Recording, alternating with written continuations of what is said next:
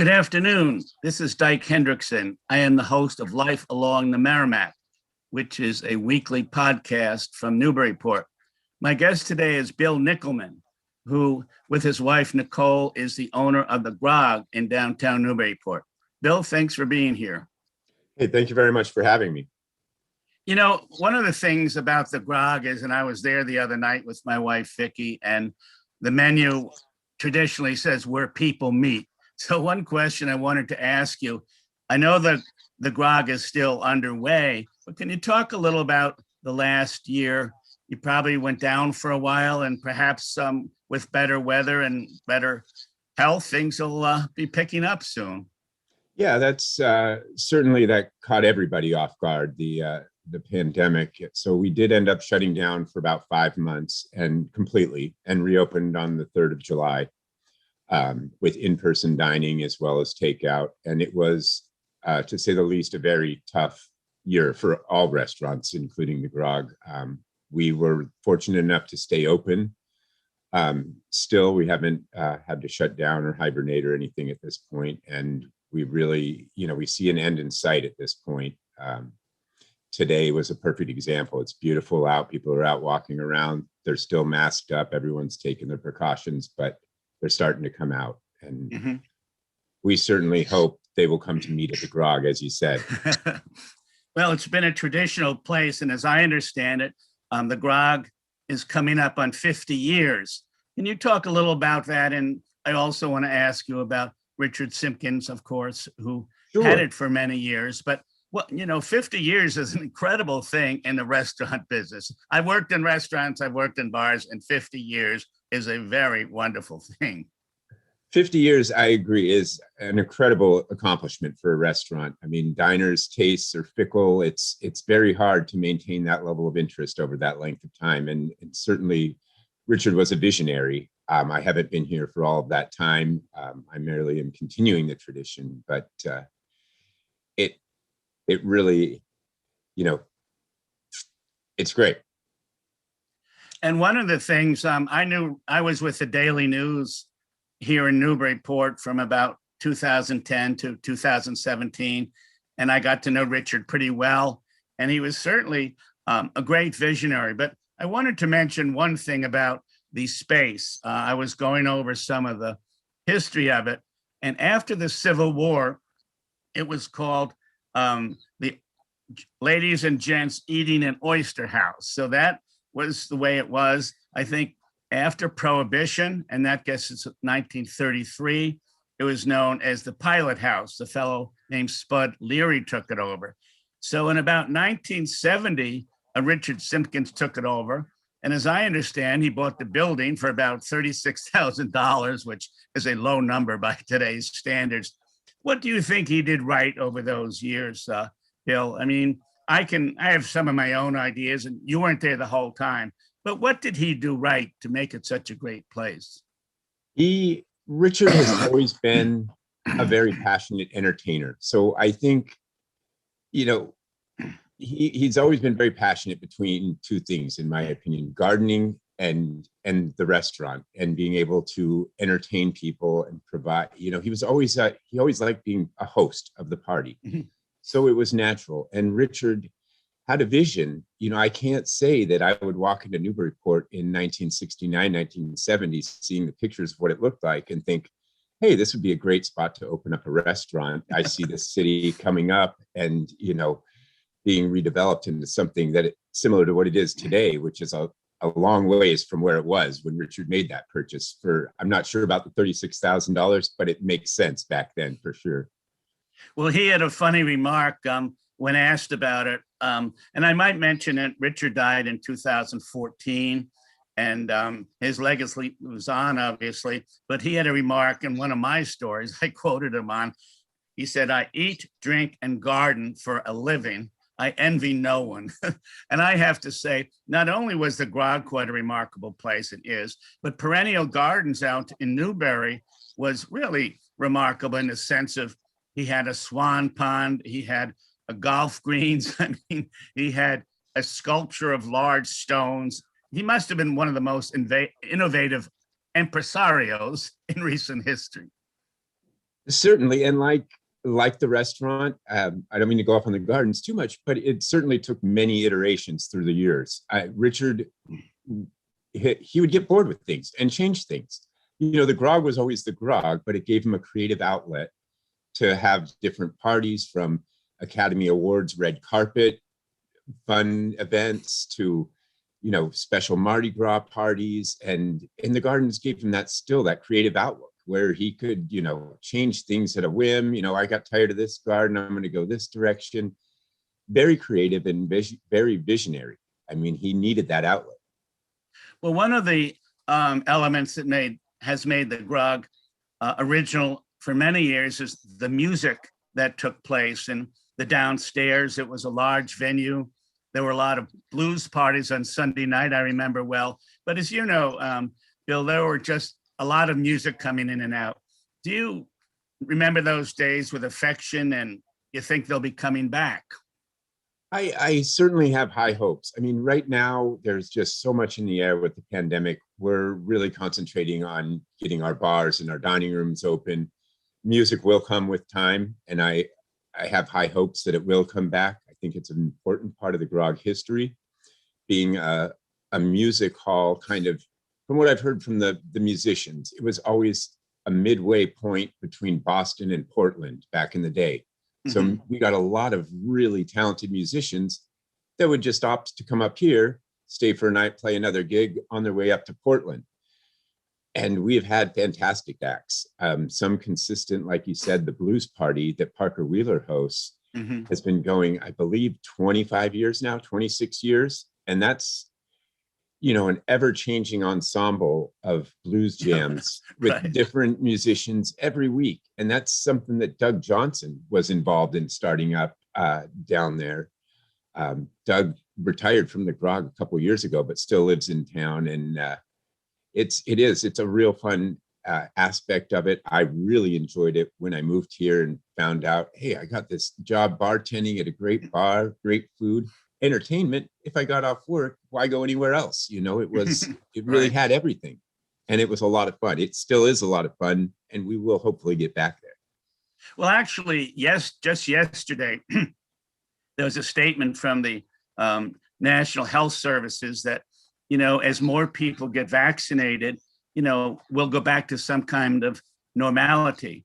And, you know, who am I to predict? But it was encouraging to hear that there may be more orthodox social interaction coming up in the months and maybe by summer. Have you heard anything like that?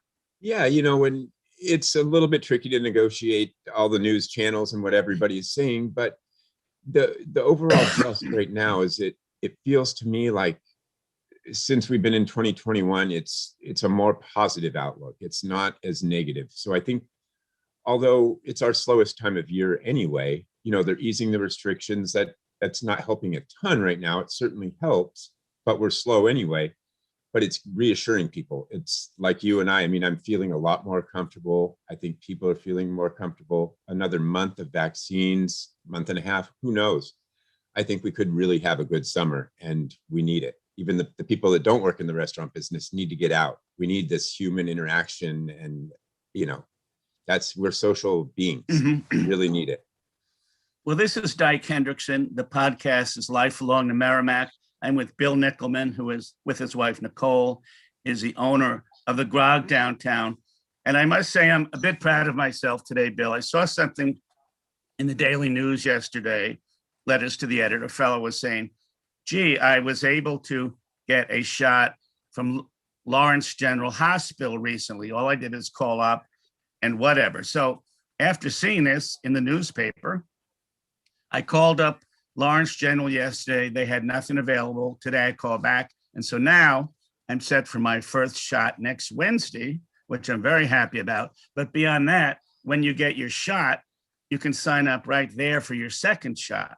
So this is good news for me. And, you know, we used to talk about whatever in conversation. Now, most of what I talk about with friends is, have you got your shot? Did you get a test? When's your second shot? I'm not asking you what your history is, but it is starting to look a little better. It certainly is. And, you know, it's going to make everybody feel a lot better than like I said, the news is sounds promising. What they're saying, as they understand more about the vaccines, that it in your residence, you may not need to have the mask, certainly in public still for a while, but just that sense of we're going in a good direction is certainly giving us all hope. Now, how did you get to these parts, Bill? You're from Northern California originally, are you not? Correct, Dyke. I actually was born in San Francisco, grew up in Sacramento, and went to San Diego State for college before I moved out here. Well, you hit each region on that one, I will say. Yeah, I spent about 23 years covering California and felt it was time to come out and check out the East Coast. I left with a degree in anthropology and about 9 years of restaurant experience from paying my way through college, and restaurants and bars it seemed natural. I liked the hospitality business, and it was anywhere you go, people are looking, people have to go out and eat, and it worked out well for me to make the shift to jump to the other coast. And I've been out here for since 1999 anyway. Yeah, about 21, 22 years, and still enjoying it. Absolutely. When you have a lot of roles at the restaurant over the years, especially, do you make up the menu, or do you have a team that makes up the menu? Because, I notice it changes from time to time, and many restaurants do. Yeah, we like to change it at least twice a year, sometimes a little bit more. We've certainly been experimenting with some different things because of COVID, and things that travel well, things that work out better for to-go and family style, trying to make things, what the consumer wants. It's, as you said, I've had a lot of different roles, and I still, without micromanaging, I have a great team. Great staff of managers, and we have a wonderful staff of bartenders, servers, kitchen, chef. So I really feel I don't need to be there, but I like being involved. I'm there every day for a couple hours in the morning. I certainly go to the menu meetings, and you just try to do more administrative work. I don't want to be, a nitpicky person. I stepped back a little bit. Everyone does know their job, and it's nice to see, I'm able to move myself back from that position, and the people that we have are going with it and going good. I can't recall if you folks went outside or not after the pandemic. Numerous restaurants in Newburyport did serve outside. I just can't remember if you folks did. We tried a couple different things. So we tried bringing in a gas grill, and on a few Saturdays, nice weekends, would come up with something. We'd do tacos, or would do burgers and different things. We actually even brought a fryer outside. So we were doing fried tater tots outside and stuff, and a couple picnic benches. And that's probably something similar to what we're looking at doing this summer, is have some picnic tables for self-service dining. You can pick up things to go. We may put in a takeout window at the front of the restaurant. We're it's a constant toying with what we're allowed to do, what's safe. But I think a lot of people will like to be outside. And although the parking lot doesn't give you a great view necessarily of anything, it could just be the open air and the shade. And, some people aren't ready to be inside. So we will probably do that, but it won't be with servers. Like I said, self-service, just because the restaurant without a door being on the side of the building, it makes it extremely difficult logistically for servers and bartenders to get in and out. Well, prior to the pandemic, did you have plans for a 50th anniversary rollout, or had you thought about, honoring the 50th, and perhaps Richard as well? Certainly. And, that was a big one. So we've been talking about that for, a decade, just knowing that it's coming. And certainly, Richard was still alive. And well, I got this wonderful plastic cup, which put me on to the Grog 50 years. Cheers. So I thought, gee, 50 years, I guess it is. It is. So you had been thinking of it. So that was the first step. We always put out the anniversary cup. Richard started that, I believe, in 1982, and we do a different Cheers cup every year. So that I wanted to go ahead and get out, because we always get it out on Christmas Eve. So we got that out in time for our anniversary, which actually was January 9th. But we're going to be, as we talked about, celebrating all year long. Things have changed because of the pandemic. So we got the cups. That's just an indicator.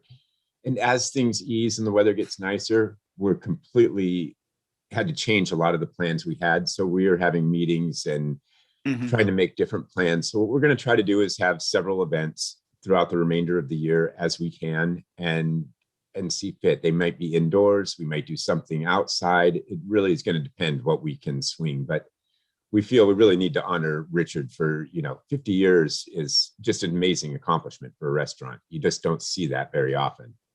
Now, excuse me, I was going over some of the clips from the Daily News, and they recognize Richard for being one of the business people in town who was on the early part of the wave when Newburyport started improving.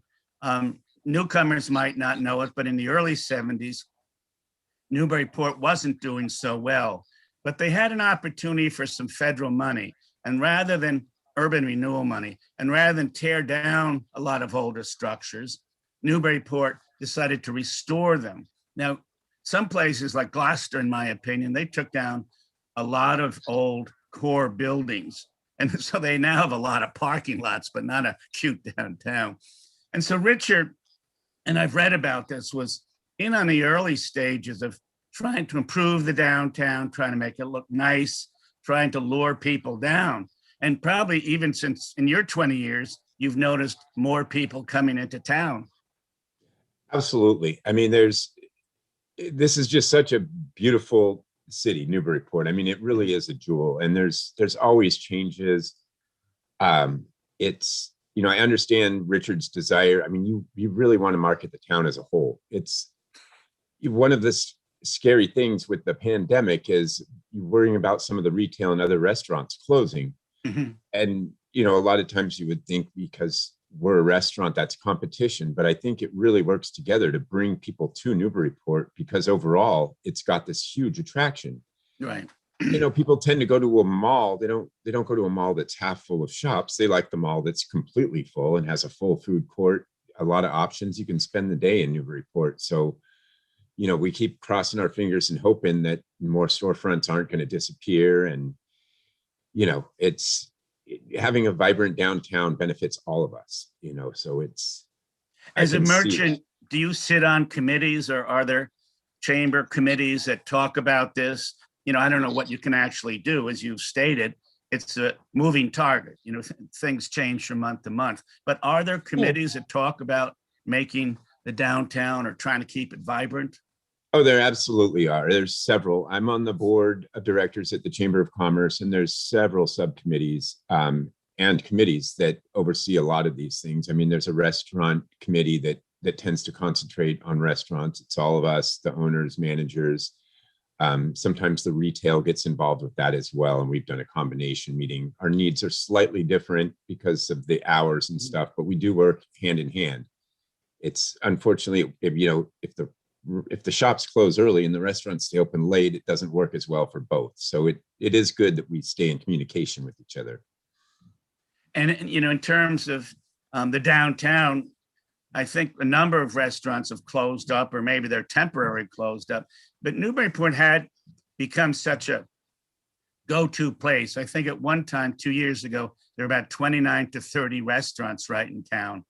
And over recent years, there have been so much more boating and people coming by boat as well as car. I know this because I covered the waterfront for the Daily News. And last year, the year before that, there were 1,500 pleasure boats registered just in Newburyport and several hundred across in Salisbury and Amesbury. So this did become a destination community, Bill. And I can certainly see why. I mean, it's so attractive with the ocean a mile away, the river right there, the abundance of fresh seafood. I mean, it really makes for a fun place to visit. I mean, if I didn't live right next door in Byfield and work in town, I would love to visit the place. My family loves it when they come. It really is a beautiful area. I've always wondered if Yankee Homecoming is a tremendous asset or perhaps not. On one hand, you have many thousands of people coming in. I covered it many times, and of course I went to it. But then you have a lot of food vendors on the street. Was Yankee Homecoming a big week for you, or not necessarily? Not necessarily. It kind of depends. Like you said, there's a lot of outdoor options, and that's kind of the fun of Yankee Homecoming. You know, we always enjoyed some of the like the bed race and things like that. But from a restaurant standpoint, you're right. There's a lot of you kind of like carnival type food, you know, fast food. I mean, there all are, you know, full restaurants out there as well, but there's a lot of options out there. And there's the beer tent night. I think that's only one night. But just by the sheer volume of people, we do have an uptick. And what inevitably happens is you get a freak rainstorm or something, and then we get very busy. And as those vendors shut down for the day, it's usually around 7 o'clock. So our nights and our nightlife are usually have a huge benefit from that. And of course, you've had the concerts. You know, I remember, you know, Thursday night was a big concert, Beetlejuice, I believe. But you know, many people, as you say, they come in for the day and perhaps leave. But there was a different group that would come in the evening, and there were free concerts. The music was good. I hope that doesn't pass. No, it would be good. I mean, last year we did it without, and I can understand you don't want quite as many people coming to Newburyport, but yeah, I mean, all these fun things that really bring out Newburyport, I really hope come back. And there was a huge event. I don't know how they ever pulled it off, but for a number of years, they had the river concert when the radio station had it right on the waterfront. And, you know, there are 5,000 to 6,000 people for that. And it was so well promoted that on a warm night, that was a full house in town, I will say. So you must have had some overflow from that, I would think. Certainly on those nights, we do get an overflow. It, you know, presents problems with traffic and parking and everything. But I think the last one of those concerts we had, I mean, we certainly, I believe, set a record in the restaurant just by overflow. I mean, people are hungry and they don't want to wait in long lines, but there's lines everywhere. It's the nature of it. Yeah. So those nights were good, but they were tricky. And from what I understand, a little tricky to maintain and make happen safely, you know, in the small downtown area. This is Dyke Hendrickson. This is Life Along the Merrimack. This is a podcast weekly. I'm with Bill Nichelmann, who with his wife, Nicole, is the owner of the Grog. And one thing I just wanted to touch more on, again, this is 96.3 radio, Joppa Radio. I wanted to touch, before we leave, a little more on Richard Simpkins. I think one of the things, he was the owner for many years of the place, died in 2014. I think what he also, I believe, started R&R Traders, which was a small gift shop next to the Grog. I thought that was an innovative addition, and it's still around. It is, and the R&R Traders was, you know, when Richard started kind of retiring and wanting to do more and enjoy himself rather than the day-to-day operations of the business that he had left in trust to Nicole and I to handle. He started traveling out to Arizona during the winters where it was warmer, and he's always loved geology. His grandparents were in the Black Hills, I believe, of South Dakota. So he's always had this thing for rocks and geology. So by spending more time in Arizona, he started getting into handcrafted silver and different rocks, stone, geodes, turquoise, and it seemed natural. He was collecting all this stuff to have a shop that was kind of unique. And he decided, why not right next door to the Grog, since he owned the building.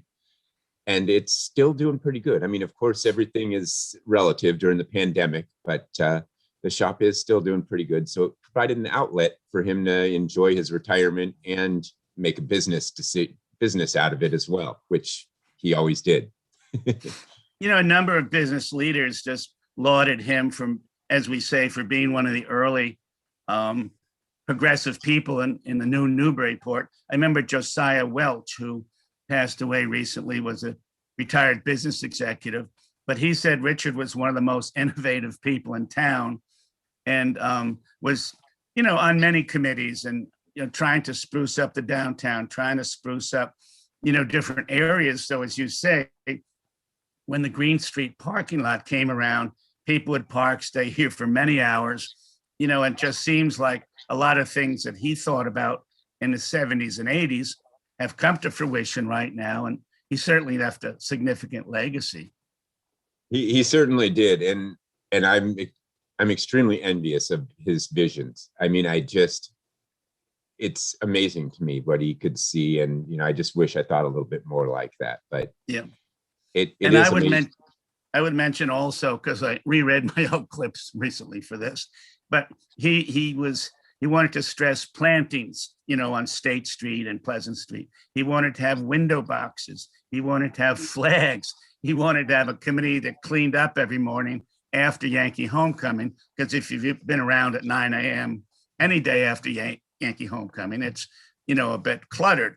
But, he had all these things going on, and I knew him quite well. My wife, Vicki, knew him quite well. And so I'm glad to share these moments with you, Bill, when we talk about the 50th of the Grog and remembering Richard Simpkins for being the great innovator.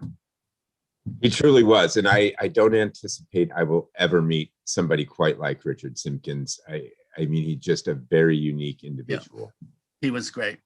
So this is Dyke Hendrickson. We're just about finished. I wanted to mention one other thing, Bill. This doesn't involve you per se, is I wrote a book recently called New England Coast Guard Stories, and I'm starting to give the book away because it's hard to get to the library and whatever. And there are 4 or 5 temporary book boxes around Newburyport, on the waterfront, on High Street, on Johnson Street. So each Tuesday after my show, I'm going out and putting in free books in these library boxes. I know it's strange, but we're all looking for some kind of social outlet. So, and also I get a grant, so I'm supposed to give away books. So that's what I wanted to say. Check your local library book box. I put in a couple copies of my book about the Coast Guard in there. It's $22, but they're free. I would mention I have another book. I mentioned this to Bill. I have a book coming out April 25th titled Merrimack, the Resilient River. It's the history of the Merrimack River and also a discussion of what is going wrong with the river, why it's more polluted on occasion, and what we can do about it. So that's my spiel. But my greatest moment is to thank Bill for being on the show. Bill, thanks for talking about the Grog, for talking about Richard Simpkins, because the Grog is a place, was a place where people go to meet, and we have all enjoyed it. And thank you very much for having me, Dyke. And thank you, to all the members of the greater Newburyport community on behalf of myself, Nicole, and Richard.